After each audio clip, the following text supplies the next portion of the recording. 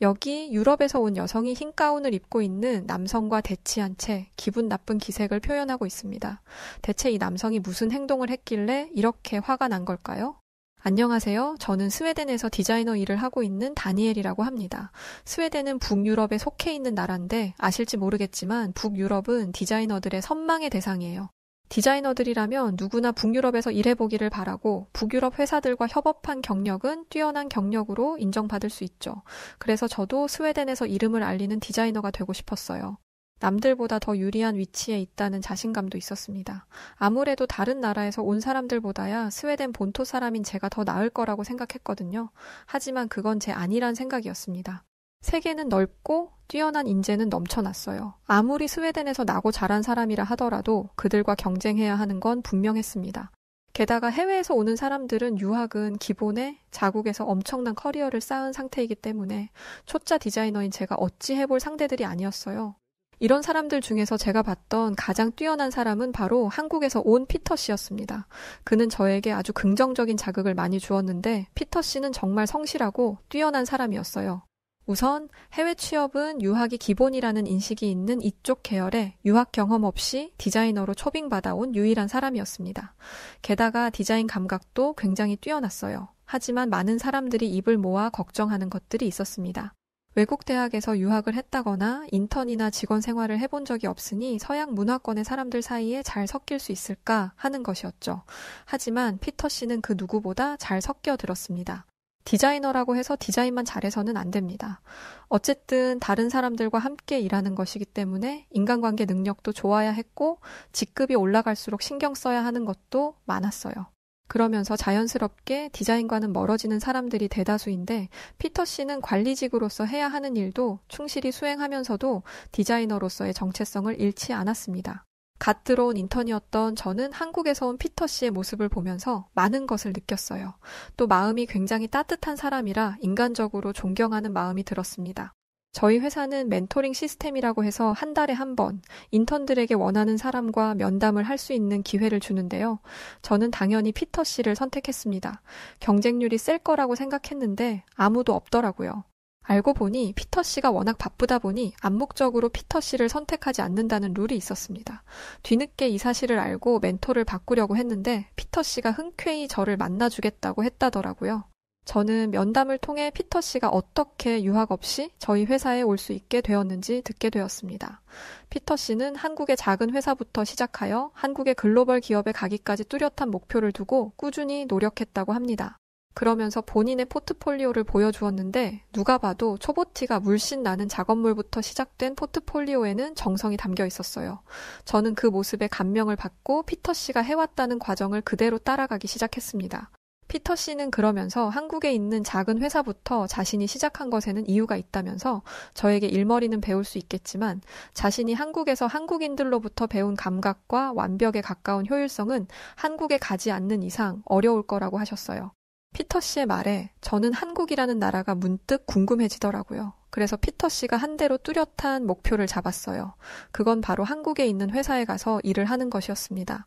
제가 가장 존경하는 인물인 피터 씨를 가장 많이 성장시켜준 회사에 가서 저 또한 성장하고 싶었거든요. 그렇게 꾸준히 노력하다 보니 인턴을 마칠 때쯤 한국의 회사로부터 연락을 받았습니다. 한국 회사에 취업한 것은 아니었고 1차적으로 협업을 해보고 싶다는 연락이었어요. 아직 초짜 디자이너였기 때문에 한국의 회사에 집과 차를 해달라든지 돈을 많이 달라든지의 이야기는 하지 못했습니다. 회사의 입장에서는 제가 안 된다면 다른 디자이너에게 연락하면 될 일이었으니까요. 저는 비행기표와 약간의 정착 지원금을 받는 것에 만족하며 한국으로 향했습니다. 한국은 정말 아름다운 나라더라고요. 특히 서울은 제가 본 나라 중에 가장 세련된 도시였습니다. 특히나 한국에 도착했을 때 처음 접한 한국의 인천공항은 살면서 여지껏 봤던 공항들 중에서는 압도적으로 크고 웅장하다는 생각이 들 정도였어요. 그리고 한국 회사의 배려로 작은 원룸에서 지낼 수 있게 되었어요. 월세가 정말 비싸던데 그게 해결되었다 보니 걱정될 게 없었습니다. 계약금은 생활비로 써야 했고 작업이 마무리되어야 잔금을 받기 때문에 한동안은 허리를 졸라매어야 했지만 한국에서 경험을 쌓을 수 있는 것만으로도 감사한 일이었어요. 그런데 한 가지 문제가 생겼습니다. 회사에서 일을 하면서 생겼던 문제는 아니었고 다른 문제가 생긴 거였어요. 첫 회의를 하는 날 잠시 쉬고 있는데 한국인 직원이 제게 와서 대뜸 시력 얘기를 하더라고요. 왜 그런 걸 묻냐고 하니 회의를 할 때 자꾸 인상을 쓰면서 글을 읽는데 안경이 불편해 보여서 물어본 거라고 했습니다. 저는 시력이 굉장히 안 좋아서 안경을 쓰고 있어요. 안경을 벗으면 일상생활이 불가능할 정도죠. 이렇게 이야기를 했더니 직원은 그럼 안경을 바꾸는 게 어떻겠냐고 말했어요. 저는 괜찮다고 말했습니다. 여태까지 잘 써왔으니까요. 그런데 직원은 계속해서 왜 안경을 바꾸지 않느냐고 여러 번 되물었습니다. 조금 짜증 나더라고요. 안경 바꾸는데 한두 푼 드는 것도 아니고 본인이 바꿔줄 것도 아니면서 자꾸 물어보는 게 기분이 썩 좋지 않았습니다. 제가 쓰고 있는 안경도 스웨덴에서 한 50만 원 정도 주고 샀던 거거든요. 사실 안경이 오래된 것이긴 했어요. 스웨덴에서 안경 한번 맞추려면 큰 돈이 들기도 하고 시간도 많이 걸리다 보니 한번 안경을 맞추면 몇 년은 기본이고 10년 넘게 쓰는 분들도 있으니까요. 직원은 애써 웃는 제게 회사 주변에 안경점이 있으니 그곳으로 가라고 했고 이내 회의가 시작되었습니다. 회의를 잘 마치고 회사를 나오는데 정말 안경점이 있더라고요. 안경을 바꾸고 싶다는 생각이 들었지만 제 주머니 사정을 생각하고는 돌아섰습니다. 시간도 오래 걸릴 테고요. 그런데 며칠 동안이나 안경 생각이 제 머리를 떠나지 않았어요. 또 안경을 바꾸지 않고 가면 그 직원이 돈이 없어서 안경을 못 바꾼다는 걸 알아차릴 것 같았습니다. 제가 며칠 지켜보니 그 직원은 여러 디자인의 안경을 돌려서 끼더라고요. 대체 돈이 얼마나 많으면 옷 바꿔 입듯 매번 여러 안경들을 바꿔서 쓸 수 있을까 싶었습니다. 저렇게 돈이 많으니 안경 하나 맞추는 건 일도 아니었겠죠. 여기까지 생각이 닿으니 안경을 맞추겠다는 결심이 섰습니다. 수중에 돈이 많은 건 아니었지만 매일 들어가는 생활비를 조금 줄이면 괜찮을 것 같았어요. 그래서 가장 먼저 안과를 갔습니다. 그런데 이때부터 이상한 일이 벌어졌어요. 안경을 맞추러 안과 병원에 왔다고 하니 안과 병원 직원이 이상하다는 표정과 말투로 안경을 맞추려면 안경점을 가야지 왜 병원에 왔냐고 묻는 게 아니겠어요. 저도 직원만큼이나 어이가 없었습니다. 안경을 맞추려면 시력을 검사해야 하는데 시력을 검사하려면 병원에 오는 게 당연하잖아요. 시력 검사를 해달라고 요청하니 직원은 이상하게 생각하면서도 진료 대기를 걸어주었습니다. 그렇게 예약을 하고 집으로 돌아가기 위해 병원을 나가려는데 직원이 저를 붙잡았습니다. 그리고 직원은 또 한 번 이상한 이야기를 했어요. 제게 5번째 순서이니 기다리라는 것이었죠. 스웨덴에서는 예약하면 며칠이나 뒤에 진료받을 수 있기에 집으로 가려던 것인데 전 당연히 이 상황이 당황스러우면서도 제 인생에 처음 있는 일이라 깜짝 놀랄 수밖에 없었습니다. 하지만 제 순서가 오기 전에 병원 문이 닫혀서 진료를 못하고 돌아갈 수도 있을 거라는 가정도 하고 있었어요. 하지만 제 순서는 금방 왔고 시력 검사는 일사천리로 이루어졌습니다. 모두가 프로페셔널했고 기계들은 뭘 모르는 제가 봐도 최신식이었어요. 스웨덴에서도 시력 검사를 했지만 이 정도는 아니었는데 놀라웠죠. 그렇게 시력 검사지를 들고 안경점으로 향했습니다. 제가 시력 검사지를 안경점 사장님께 건네주자 사장님은 당황한 기색으로 검사지를 보았어요. 그런데 그때 그 사장님은 도무지 이해할 수 없는 황당한 말을 들려주었습니다. 이걸 병원에서 하고 왔냐고 물어봤었고 당연히 저는 시력 검사를 병원에서 안 하면 어디서 하냐며 안경점 사장님께 말씀드렸습니다. 그랬더니 사장님은 고개를 갸웃거리며 제게 물었어요. 아, 한국에 오신 지 얼마 안 되셨죠? 제가 그렇다고 하자 안경점 사장님은 어쩐지 그런 것 같다며 한국에서는 안경점에서 시력 검사를 진행한다고 알려주었습니다. 말도 안 되는 소리였어요. 어떻게 병원이 아닌 곳에서 시력 검사를 할 수 있어요? 그건 불법 아닌가요? 저는 안경점 사장님이 돈을 쉽게 벌려고 불법을 저지르는 것이라 생각했습니다.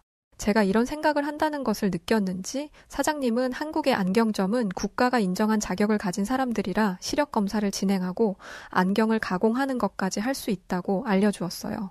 저는 반신반의하는 표정으로 사장님을 바라보았습니다. 그러자 사장님은 자신만만한 말투와 표정으로 다시 한번 시력 검사를 해줄 테니 한번 해보겠냐고 물었어요.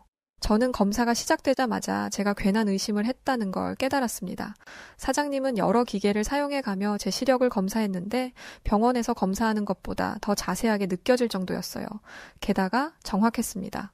사장님은 저에게 난시가 있다고 말했어요. 이건 병원과 스웨덴에서 확인한 바였습니다.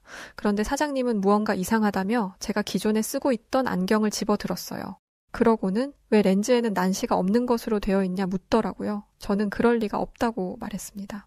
그런데 사장님은 확신에 찬 목소리로 이건 난시가 적용되지 않은 게 맞다며 혹시 사물이 두 개로 번져 보이지 않느냐 물었어요. 저는 그렇다고 말하며 그래도 안경을 쓰면 어느 정도 교정이 된다고 이야기했습니다. 그러자 사장님께서는 그건 교정이 안 된 거라고 하며 렌즈로 교정이 됐다면 겹쳐 보이지 않는 게 정상이라고 하더라고요. 스웨덴에서 만든 제 안경은 한국 돈으로 약 50만 원 정도였습니다. 게다가 제작 기간에는 2달이나 걸렸어요. 만드는 게 까다롭다며 남들보다 비싸게 오래 걸려 맞춘 것이었는데 잘못 만들어질 리 없다고 생각했죠. 저는 제가 비싸게 주고 산 안경이 완전히 불량이라는 것을 인정하고 싶지 않았기 때문에 난시가 적용되기는 했지만 아주 약하게 적용된 건 아니냐 물었습니다. 그러자 사장님은 그게 불량이라는 증거라며 안경테처럼 생긴 것에 렌즈를 이리저리 끼더니 안경 하나를 건네주었어요. 저는 깜짝 놀랐습니다. 세상이 다르게 보였어요.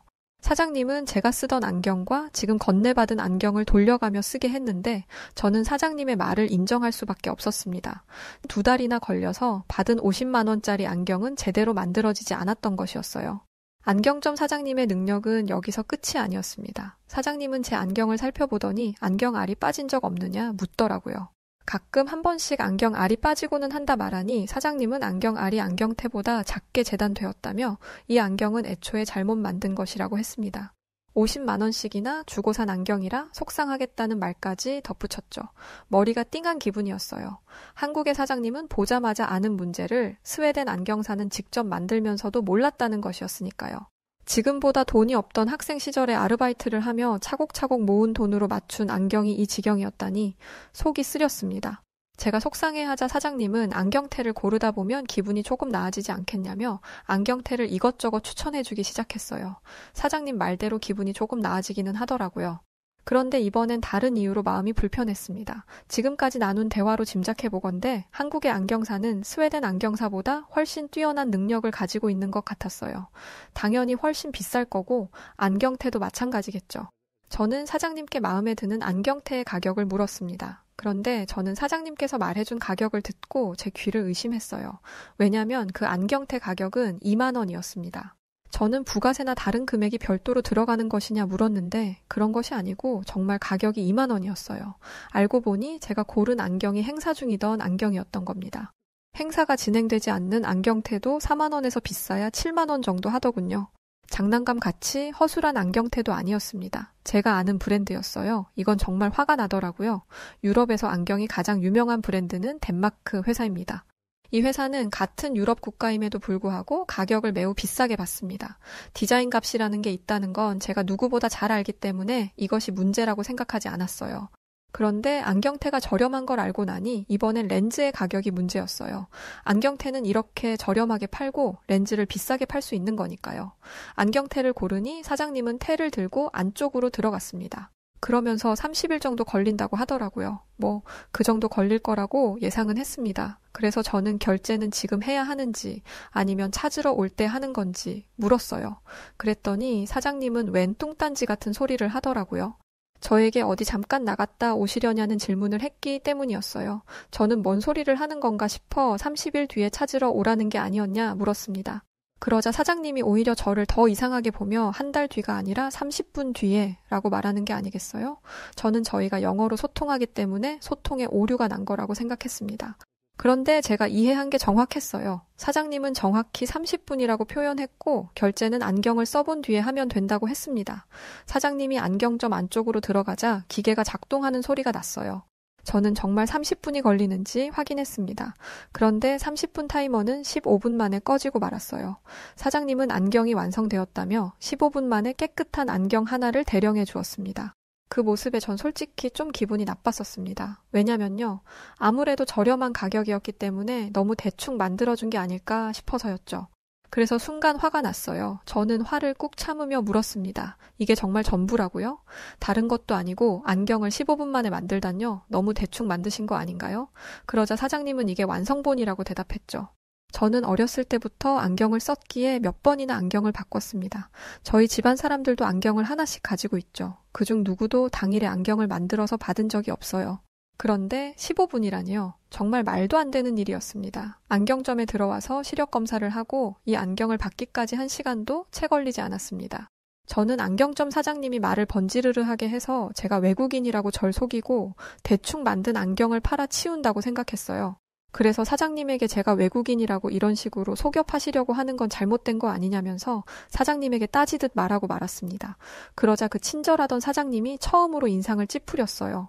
그러면서 제가 외국에서 온 외국인이라는 건 알고 있다면서 유럽이 어떤 식으로 안경을 만드는지도 알고 있다고 말씀하시더니 오해가 있는 모양인데 이런 말은 제가 지금 만든 이 안경을 써보고 해달라고 하셨습니다.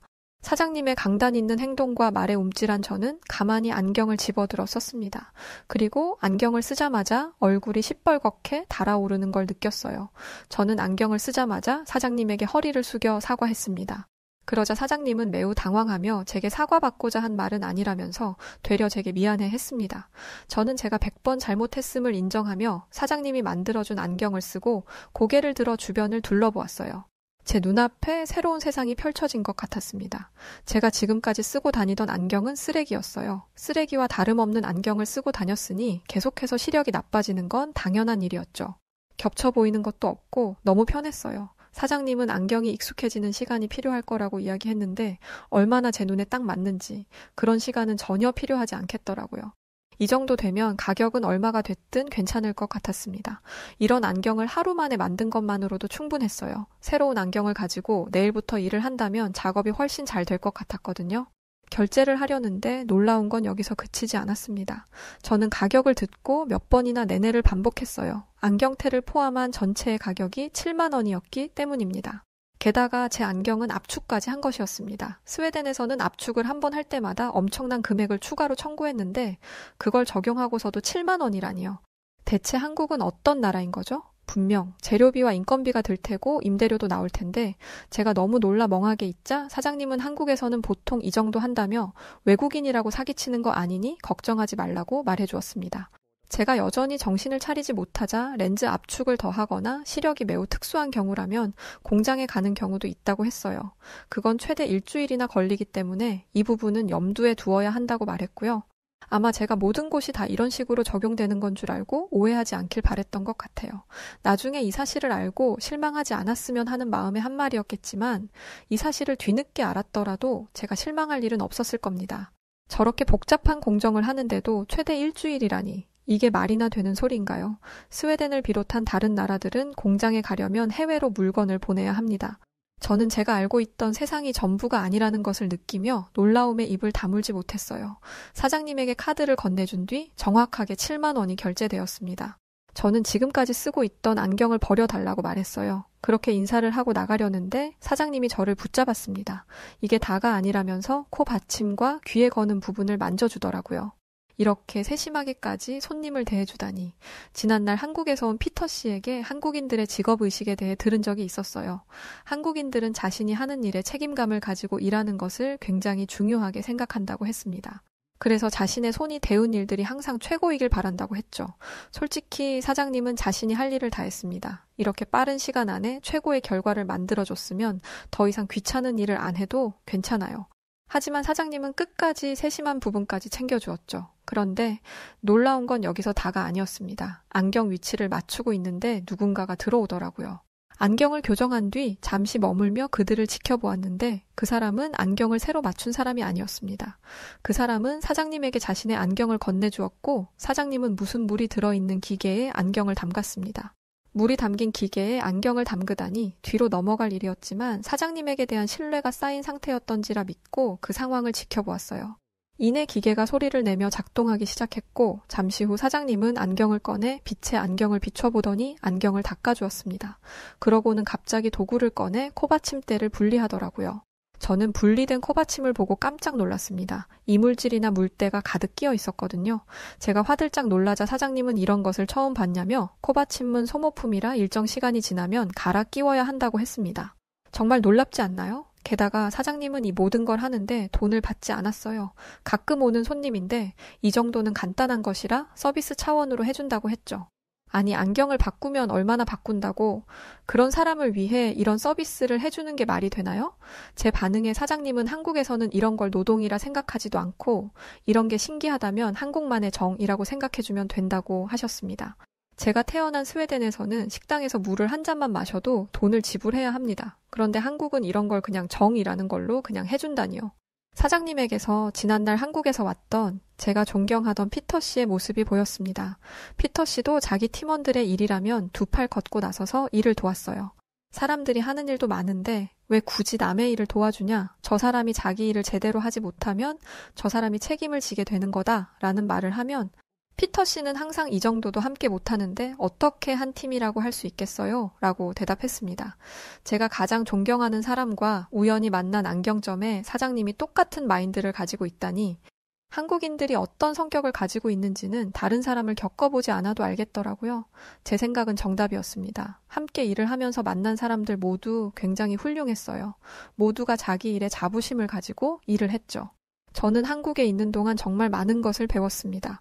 일을 잘하는 방법도 있었지만 그중에 가장 값진 배움은 사람의 마음을 사는 방법이었어요. 단순히 일을 잘하는 게 아니라 그 사람과 인간적인 관계를 만들어가는 것. 이건 돈을 주고도 못 배우는 아주 위대한 가르침이라고 생각합니다. 한국에서의 경험은 제게 정말 너무 큰 도움이 되었고 그 경력을 인정받아 스웨덴에서 디자이너로 활동을 이어가고 있습니다. 이게 불과 몇 년 전인데 한국에서 얻은 가르침 덕분에 그 몇 년 사이에 훨씬 높은 자리에 앉게 되었어요. 얼마 전까지만 해도 피터 씨와는 멘토와 멘티 관계로 만났었는데 이제는 함께 일을 하는 동료로서 자리를 지키고 있습니다. 물론 피터 씨와 아주 가까이 있지는 못하고 먼 자리에서 피터 씨를 쫓아가는 수준밖에 못 되지만요.